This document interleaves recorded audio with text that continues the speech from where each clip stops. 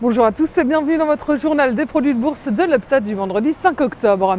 La bourse de Paris poursuit le repli entamé mercredi, une séance sans grande tendance et une troisième séance de baisse consécutive pour le CAC qui lâche 0,14%. Des statistiques meilleures que prévues et la bonne tenue des marchés américains n'auront pas permis de redresser la tendance. Les marchés naviguent toujours à vue, rythmés par les nouvelles en provenance de la zone euro et notamment de l'Espagne. Légère accalmie sur le dossier de la dette espagnole, justement, les marchés ont été rassurés par une promesse d'intervention de la BCE mi-septembre. Ils accordent un nouveau répit à Madrid. La Grèce inquiète toujours les marchés puisqu'elle pourrait ne pas parvenir à un accord avec la Troïka avant la réunion des ministres la semaine prochaine.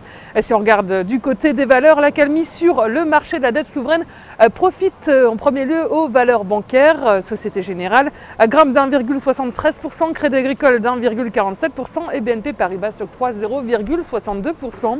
Le pétrolier Total flanche d'1,05%. Les valeurs technologiques sont à la traîne et c'est Capgemini qui se retrouve en bas du tableau avec une baisse de 2,38%.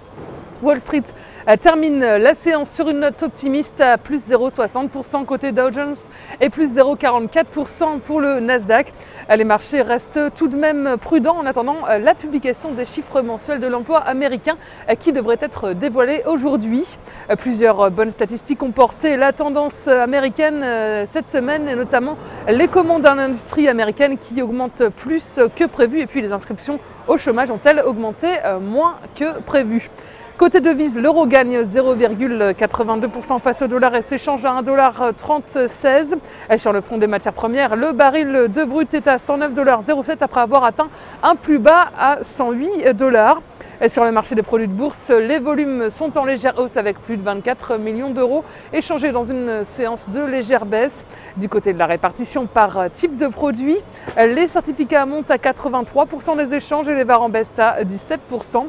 Concernant les transactions, les certificats représentent 75% des échanges et les varants 25%.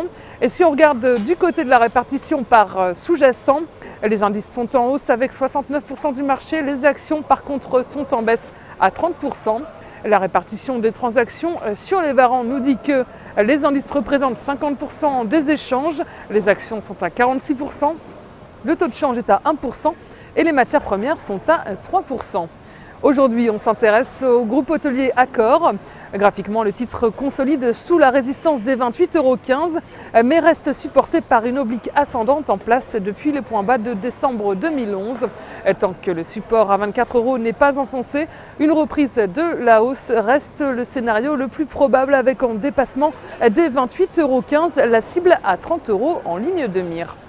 La stratégie qui vous est proposée pour jouer cette valeur, c'est l'achat du Warrant Call Accor à 2500 ST d'Unicredit au prix d'exercice de 29 € et d'échéance au 1er mars 2013. Voilà, c'est tout pour aujourd'hui. Très bon week-end et à lundi.